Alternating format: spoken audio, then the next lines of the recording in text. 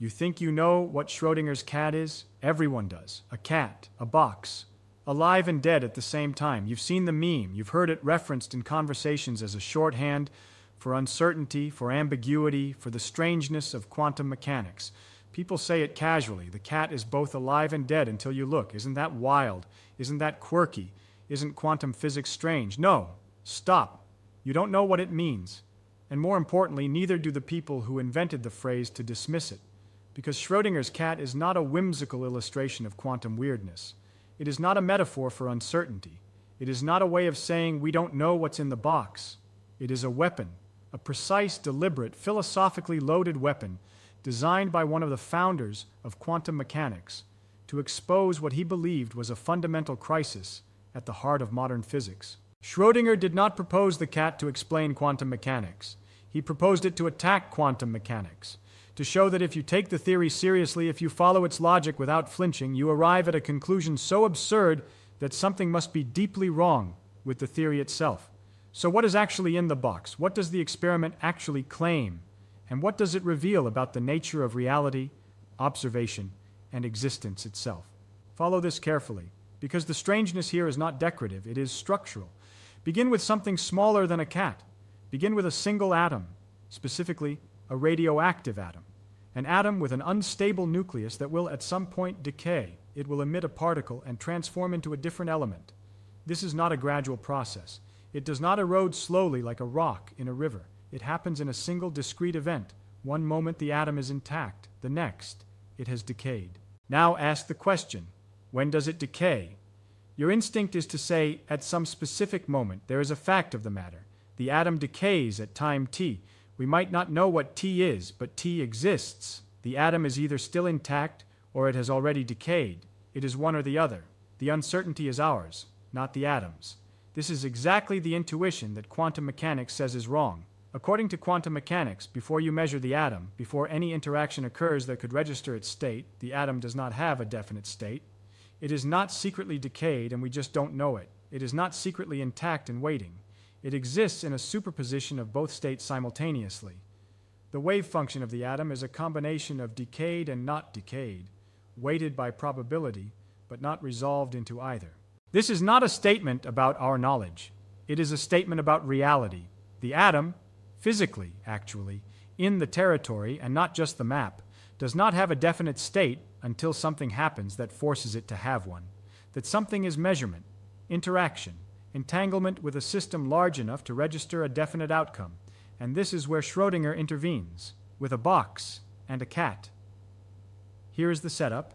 You place a radioactive atom inside a sealed box. Inside the box, you also place a Geiger counter, a device that detects radioactive decay. The Geiger counter is connected to a small hammer.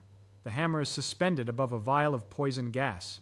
If the atom decays, the Geiger counter detects it, the hammer falls, the vial breaks, the gas fills the box, and the cat inside the box dies. If the atom does not decay, nothing happens. The cat lives. You seal the box. You wait 1 hour. The half-life of the atom is 1 hour, meaning there is exactly a 50% chance it has decayed in that time. Now ask the question, is the cat alive or dead? Your instinct is immediate, one or the other. We don't know which, but it is definitely one or the other. The cat is a large, warm-blooded, complex biological organism. It is not a quantum particle. It cannot be in a superposition. Either its heart is beating or it is not. But here is Schrodinger's argument, and it is not comfortable. The cat's fate is directly linked to the atom's state. The atom is in a superposition of decayed and not decayed. The Geiger counter is entangled with the atom. The hammer is entangled with the Geiger counter. The vial is entangled with the hammer. The gas is entangled with the vial. The cat is entangled with the gas. If superposition is real, if the atom genuinely has no definite state before measurement, then the entanglement chain propagates upward. The Geiger counter has no definite reading. The hammer has no definite position. The vial is neither broken nor intact. The gas has neither been released nor contained. And the cat has no definite vital status. The cat is in a superposition of alive and dead, not metaphorically, not in terms of our knowledge, physically, actually. According to the formalism of quantum mechanics, applied without restriction to macroscopic systems. This is what Schrodinger intended. He was not celebrating this conclusion. He was horrified by it. Sit with that for a moment. A cat is either alive or dead. This seems like the most basic, most undeniable, most obviously true statement you could make about a biological entity. A cat has a heartbeat or it does not. Its neurons are firing or they are not. There is no third option. There is no superposition of heartbeat. There is no quantum blur between breathing and not breathing. And yet quantum mechanics, applied consistently, says otherwise. It says that if the measurement that determines the cat's fate has not been made, if the box has not been opened, if no information has escaped the system to the external environment, then the cat has no definite state. The wave function of the entire box atom cat system is a mathematical object that assigns equal amplitude to two outcomes: alive, dead, both present in the formalism, neither selected, neither actual, until you open the box. At the moment you open it, the wave function collapses. One outcome is selected. The cat is found alive or found dead. The superposition resolves. Definite reality appears. But notice what this implies. Reality in this picture is not something that exists independently of observation. It is something that is created by observation. The act of looking does not reveal a pre-existing fact. It generates a fact from a field of possibilities. The cat is not alive, and we don't know it, or dead, and we don't know it. The cat is neither until the box is opened, and then it is one. This is what Schrodinger found intolerable, not the uncertainty, the ontology, the claim that large, macroscopic, tangible objects like cats do not have definite states independent of observation. He designed the experiment to make that claim visible, to force it out of the abstract realm of subatomic particles and into the everyday world where its strangeness could not be ignored. There are several ways physicists and philosophers have attempted to resolve this. Each reveals a different assumption about what reality is. The first is the Copenhagen interpretation, the oldest and most widely taught, associated with Niels Bohr and Werner Heisenberg. The Copenhagen interpretation says, essentially, that the question is malformed. You should not ask what the cat is before you open the box. Quantum mechanics does not describe reality as it is in itself. It describes the probabilities of outcomes of measurements. The wave function is not a description of the cat's actual physical state. It is a calculational tool that tells you what you will find when you look. Before you look, there is no fact of the matter, not because the fact is hidden, but because the question of the cat's state is not a meaningful physical question until a measurement is performed. Asking what the cat is before observation is like asking what is north of the North Pole. The question has no referent. This resolves the paradox by dissolving it, but at a cost. The cost is this: you must accept that quantum mechanics does not describe reality. It describes observations. And whatever exists between observations is in principle beyond the reach of physical description. Many physicists find this acceptable. Some find it deeply unsatisfying, because it places the observer, the act of measurement, at the center of physics in a way that feels uncomfortably close to the claim that observers create reality, which is exactly the claim some interpretations make. The second resolution is the many worlds interpretation, already encountered in the context of the grandfather paradox, but here it takes a different and perhaps more visceral form. Hugh Everett proposed in 1957 that the wave function never collapses, ever. What appears to be collapse is actually branching. When the box is opened, the universe splits. In one branch, the cat is alive and you observe it alive. In another branch, the cat is dead and you observe it dead. Both outcomes are real. Both versions of you exist. Both cats exist. The cat was never in superposition in a philosophically troubling sense. The universe was always going to branch. Both outcomes were always going to be realized. The appearance of a single definite outcome is a consequence of the fact that within each branch, observers only have access to their own branch. This interpretation has the advantage of taking the mathematics of quantum mechanics completely seriously. It adds nothing to the formalism. It simply refuses to add the collapse postulate. The wave function evolves according to the Schrodinger equation, always and without exception. But it multiplies reality, every quantum event, every radioactive decay, every electron deflection, branches the universe. The number of branches is not merely astronomical. It is beyond any scale that language can contain, and every branch is, by the internal logic of the theory, equally real. You are in one branch, right now, reading this. There are versions of you in branches where every quantum event in your history resolved differently, uncountably many versions, all equally real, all unaware of each other. The The cat is alive in half the branches and dead in the other half. Both cats are real.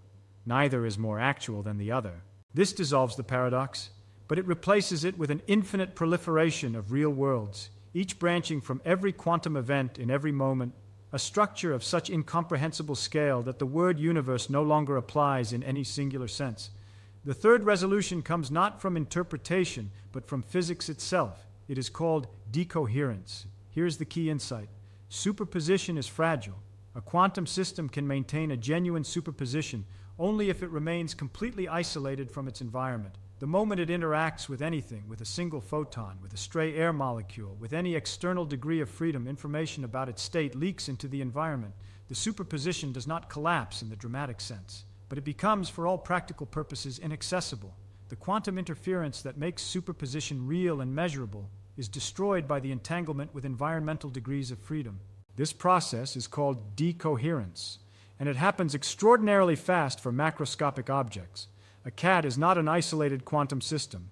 It is a system of approximately 10 to the power of 27 atoms, all interacting with each other, with the air in the box, with the photons bouncing inside it, with thermal radiation, with everything. The timescale over which a macroscopic superposition would decohere, over which the quantum coherence between a live cat and dead cat would be destroyed by environmental entanglement, is so short as to be physically meaningless, far shorter than any measurement could detect. By the time any human being could open the box, the cat's state has already decohered, not because it was always one or the other in secret, but because the quantum superposition entangled itself with so many environmental degrees of freedom that the interference terms, the terms that would make the superposition physically real and distinguishable from mere ignorance, have become unmeasurable. Decoherence tells you that the paradox of Schrodinger's cat is not a problem for cats. It is only a problem for systems that remain isolated enough to maintain quantum coherence, and cats are not such systems.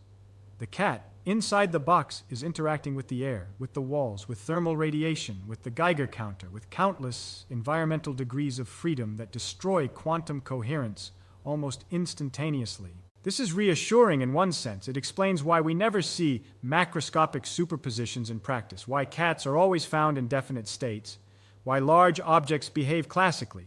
But it does not fully solve the problem, because decoherence does not select one outcome. It destroys the interference between outcomes without choosing which one is real. The wave function still contains both. Decoherence explains why we cannot distinguish superposition from classical uncertainty in practice. It does not explain why we find one outcome rather than the other when we look. The measurement problem, the question of why and how a definite outcome emerges from a superposition, remains unsolved. And this is the point that most popular accounts of Schrodinger's cat fail to reach. The experiment is not about a cat. It is not even really about quantum mechanics in the technical sense. It is about the measurement problem, about what it means for something to be real, about the relationship between the mathematical formalism of physics and the physical world it is supposed to describe. Here is the measurement problem stated precisely. Quantum mechanics describes physical systems using wave functions. Wave functions evolve smoothly and deterministically according to the Schrodinger equation. This evolution preserves superposition. It never selects a single outcome from a superposition. It only produces superpositions of superpositions, growing ever more complex as systems interact with each other. But when we make measurements, we always get single, definite outcomes. Not superpositions, not both. 1. The theory predicts superposition. Experience delivers definiteness. Somewhere between the wave function and the measurement result, something happens that the theory does not describe. Either the wave function collapses and the theory is incomplete, or the collapse is an illusion and we need to explain why we only experience one branch, or the wave function itself is not a description of physical reality and is only a calculational device. None of these options is comfortable. None of them is definitively established. Physicists have been arguing about this for nearly a century, since the foundations of quantum mechanics were laid in the 1920s. And the argument is not resolved, not even close. Schrodinger's cat is still in the box, not because we haven't opened it, but because we don't agree on what opening it means. There is a deeper question lurking beneath all of this, one that the paradox surfaces but does not answer. What is observation? In the Copenhagen interpretation, measurement plays a central role. But what counts as a measurement? What distinguishes a measuring apparatus from the rest of the physical world? A Geiger counter is a physical system. It obeys quantum mechanics. Why does it perform a measurement? Why does it collapse the wave function? Why doesn't it simply entangle with the atom and produce a superposition of Geiger counter clicked and Geiger counter silent? If you say the Geiger counter performs a real measurement, you need a theory of what makes something a measuring device. You need a line between quantum systems, which obey superposition, and classical systems, which do not. But where is that line? At what size does a system stop being quantum and start being classical? Is a molecule quantum? Is a bacterium? Is a mouse? Is a cat? Nobody can draw that line. Every attempt to specify it either fails to match experiment or introduces arbitrary assumptions with no physical justification. And if you say there is no line, if you say quantum mechanics applies to everything at all scales, then you are back to the cat in superposition, to the measurement problem, to the question of why experience always delivers single definite outcomes. The question of what constitutes an observer cuts even deeper. Some early interpretations, in their more extreme forms, placed the human mind at the center. The wave function collapsed when a conscious observer looked. Reality was not defined until a conscious being perceived it. Most physicists today reject this, not because it is obviously wrong, but because it introduces consciousness as a fundamental physical primitive, and that creates more problems than it solves.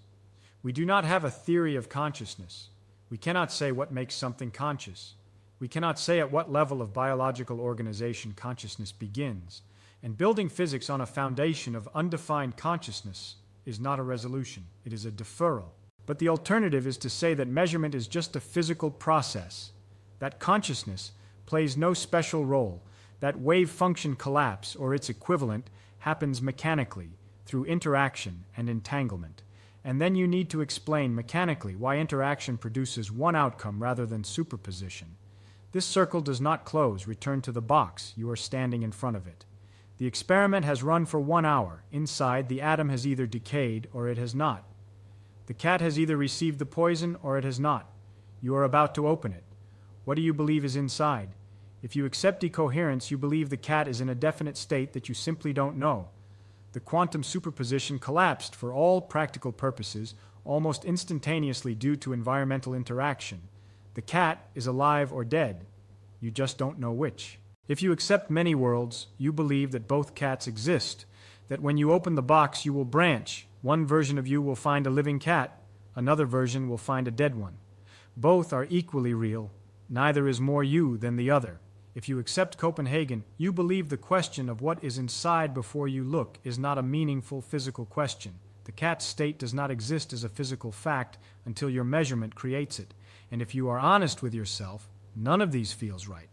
None of them matches the intuition that there is a definite physical world out there, independent of you, existing whether you look or not, with facts that are just facts regardless of whether anyone is around to register them. That intuition is called realism, the belief that reality has a definite structure independent of observation. Quantum mechanics, in every serious interpretation, strains that belief. Some interpretations abandon it entirely, and experiments, most famously the Bell inequality tests of the 1960s onward, have shown that any realistic theory of quantum mechanics must contain non-local influences, connections between distant parts of the universe that operate outside the normal structure of space and time. Reality, if it exists independently of observation, is not local. It is not made of separate pieces sitting in definite states.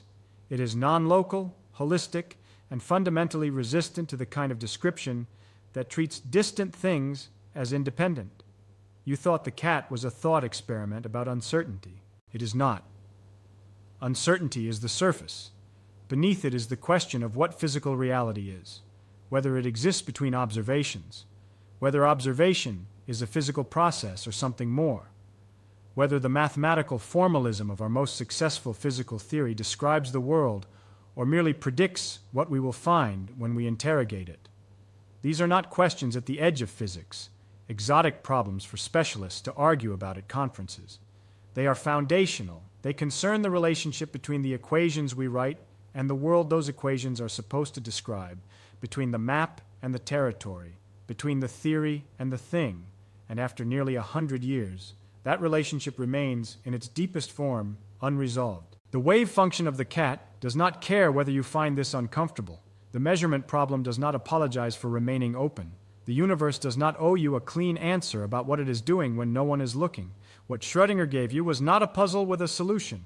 He gave you a window into the fracture line at the foundation of modern physics, a place where the mathematics works with extraordinary precision, and the physical interpretation remains genuinely, irreducibly, stubbornly unclear. The cat is in the box. You have not opened it. You think you know what you will find. You don't know what finding something means. That is not a limitation of your intelligence. It is the current state of human knowledge. It is where physics actually is, right now, in the best understanding of the people who have spent their lives with these equations. The most successful physical theory in history, quantum mechanics, predicts the results of experiments to more decimal places than any other theory in any field of science, and its practitioners cannot agree on what it is telling us about reality. Precision without understanding, prediction without explanation, a formalism that works and a picture of the world that does not. That is what is inside the box, not a cat, a question that physics has not yet answered, a question about what it means for something to exist, to be real, to have a definite state independent of the act of asking. Open it carefully. What you find may depend on how you look.